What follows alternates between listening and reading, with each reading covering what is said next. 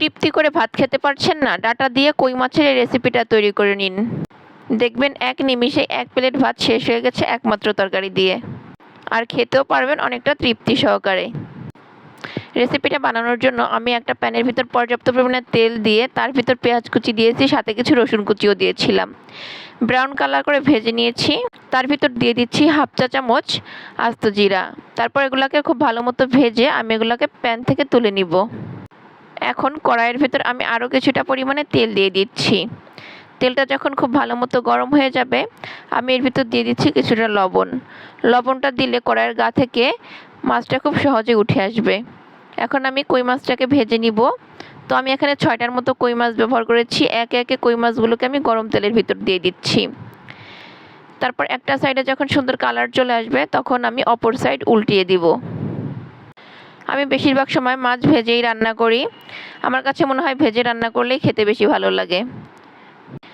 উল্টে পাল্টে যখন দুইটা সাইডে খুব ভালো মতো ভাজা হয়ে যাবে, তখন আমি মাছগুলোকে প্যান থেকে তুলে নিব। সব সময় কিন্তু বেশি তেল মশলার ভুনা খাবার খেতে ভালো লাগে না। মাঝে মাঝে এইভাবে একটু পাতলা ঝোল রান্না করলে খেতে কিন্তু খুবই ভালো লাগে আর তৃপ্তি সহকারে ভাত খাওয়া যায়। এখন মাছটাকে তুলে নিয়েছি। কড়াইয়ের ভিতর পর্যাপ্ত পরিমাণে তেল ছিল, তার ভিতরে আমি দিয়ে দিচ্ছি পেঁয়াজ কুচি। তারপর একটু ভেজে নিয়ে আমি এর ভিতর কিছুটা কাঁচামরিচ ব্যবহার করব। কাঁচামরিচগুলোকে আমি মাছ বরাবর কেটে দিয়েছি। এখন আমি কিছু মশলা অ্যাড করে দিচ্ছি। আমি 1/2 চামচ করে দিয়ে দিচ্ছি লাল মরিচের গুঁড়া, হলুদের গুঁড়া আর ধনিয়ার গুঁড়া। তারপর এটাকে একটু ভেজে নিয়ে সামান্য একটু পানি দিয়ে দিচ্ছি। পানিটা দিয়ে মশলাটাকে আমি একটু কষিয়ে নিব। মশলাটা যখন ভালোভাবে কষানো হয়ে গিয়েছে, তখন আমি এর ভিতর অ্যাড করে দিব ডাঁটা তরকারি। এগুলোকে আমি পাতলা স্লাইস করে কেটে নিয়েছি। সাথে আমি একটার মতো আলু দিয়েছি বড় সাইজের। তারপর বেশ কিছু সময় আমি খুব ভালো মতো তরকারিটাকে কষিয়ে নিয়েছি ঢাকনা ছাড়া। এখন আমি এর ভিতর অ্যাড করে দিচ্ছি 1/2 কাপের মতো পানি। পানিটা দিয়ে আমি আবারও ডাঁটাগুলোকে খুব ভালো মতো একটু মিশিয়ে নিচ্ছি। তারপর আমি যে মাছগুলো ভেজে রেখেছিলাম, ওই মাছগুলোকে একে একে উপর দিয়ে দিয়ে দিচ্ছি। আমি যখন মাছ ভেজে রান্না করি, তখন এরকম মাছগুলোকেও তরকারির সাথে ভালো মতো কষিয়ে নেই। এতে করে মাছের সুঘ্রাণটা তরকারির সাথে খুব ভালোভাবে মিক্স হয়ে যায়। তারপরে কিছু সময় রান্না করে আমি এর ভিতরে কিছুটা লবণ দিয়ে দিচ্ছি। আবার একটু নেড়ে চেড়ে ঢাকনা দিয়ে ঢেকে ভালো মতো কষিয়ে নিব। যখন তরকারির গা থেকে পানিটা ভালোভাবে শুকিয়ে গিয়েছে, তখন আমি ঢাকনা তুলে নিচ্ছি। আর দেখেন আলুটা প্রায় ভালোভাবে সিদ্ধ হয়ে গিয়েছে।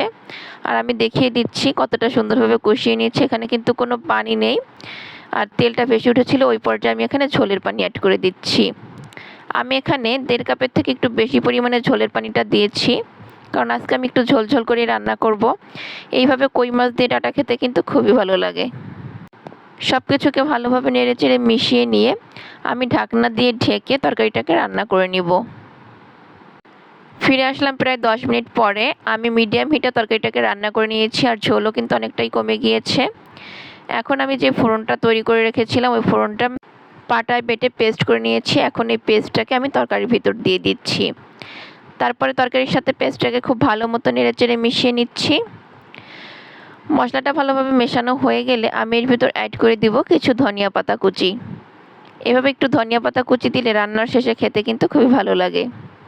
তারপর আবারও নেড়ে চেড়ে খুব ভালো মতো তরকারিটাকে মিশিয়ে নিচ্ছি। আর মিনিট খানেকের মতো রান্না করে তরকারিটাকে আমি চুলা থেকে নামিয়ে নিব। তো মাশাআল্লাহ, তরকারিটা খেতে কিন্তু অসম্ভব মজার হয়েছিল। আর মাশাআল্লাহ, দেখতেই পাচ্ছেন কালারটাও পারফেক্ট এসেছে।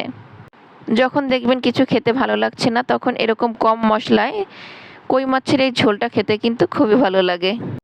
আশা করছি আজকের এই সহজ রেসিপিটাও আপনাদের কাছে ভালো লেগেছে। ভালো লাগলে কিন্তু লাইক, কমেন্ট, শেয়ার করতে একদম ভুলবেন না। সবাই ভালো থাকবেন, সুস্থ থাকবেন, সবসময় পাশে থাকবেন। আজ এই পর্যন্ত। আসসালামু আলাইকুম।